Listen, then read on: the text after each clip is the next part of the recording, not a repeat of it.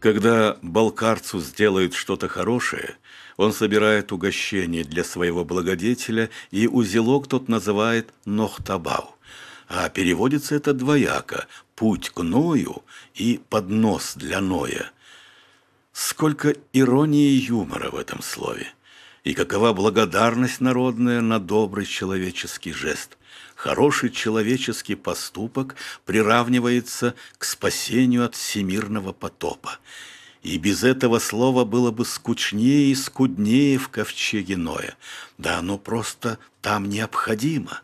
Добро породило жизнескрепляющую благодарность, и все это спрессовалось в этом энергичном слове, открыло путь к спасению. Нохтабау звучит как неподлежащее сомнению, очень значимая, нестираемая печать. Стихи Пастернака – это не только оттиск души и времени, но и гулкое хранилище рецензий, святилище, сооруженное из метафор.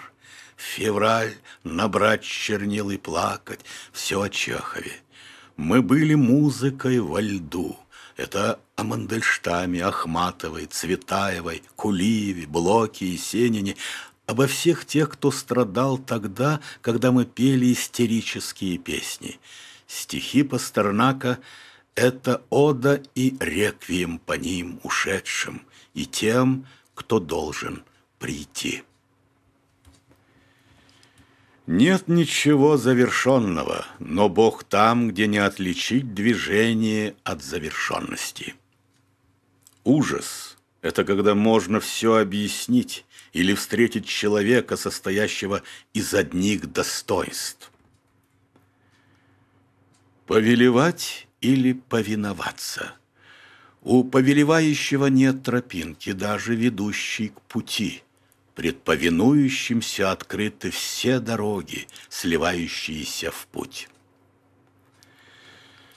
Стихи Тайсына Кулиева по форме совсем не похожи на арабские сказки, а как схожа их суть. Яркие, переливающиеся краски сказок как бы ослепляют взор наш, уберегая от сглаза очень нежную, ранимую необходимость.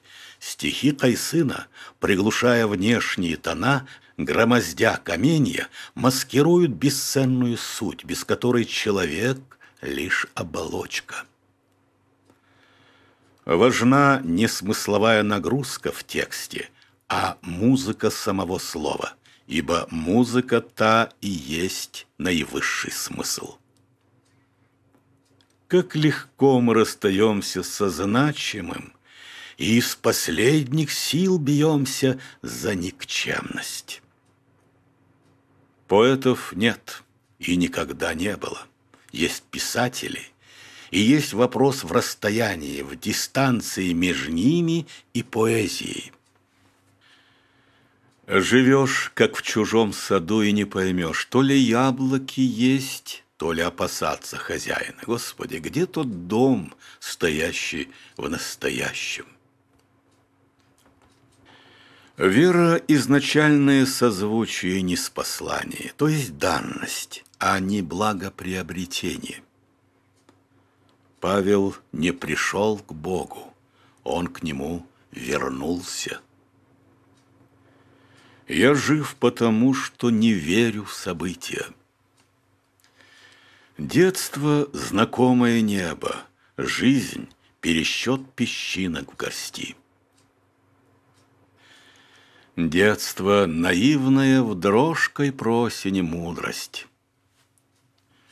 Книги нужны человеку не как учителя, а как свидетели, подтвердители твоего. Сильным не доверяют. Жизнь – пребывание среди ненавистных аттракционов. Моя 90-летняя мама приготовила хачины, я их съел, и только по прошествии многих лет удивился. Свет горит, и все хорошо. Погасла маленькая лампочка, и вспомнил о маме. Тщетность Дон Кихот, подающий грош благополучию. Душа — сущность нежная, может испортиться в одночасье. Самое большое несчастье для человека — родиться свободным. Остановились часы. Как я их только не встряхивал, никакого результата. И только когда я в них вслушался, затаив дыхание, и стал мерно раскачивать под стук своего сердца, они пошли.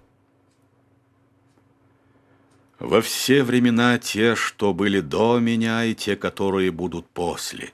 Я могу проживать в любом из них, но мне никогда не выбрать время, в котором живу сейчас. Бедные евреи, у них нет возможности остановиться. Долгое Писание — это удачная попытка из большого построить малое. Долгое описание — это рассказ неведающего, обращенный к недоуменному. Громоздкое произведение всегда заслоняют художественные леса. Все великие произведения написаны внешне плохо, но они завораживают, будто чудо в яве. Слова в них не растягиваются в строку, а сматываются в клубок, и ты уже не слышишь текста, а вслушиваешься в тайну, затаившуюся средь сплетения, в общем-то, обычных слов. Рядом с домом моим МВД, прокуратура, стоматология. Удочери меня. Твой возраст не позволяет. Ну тогда уматери. Телефонный диалог.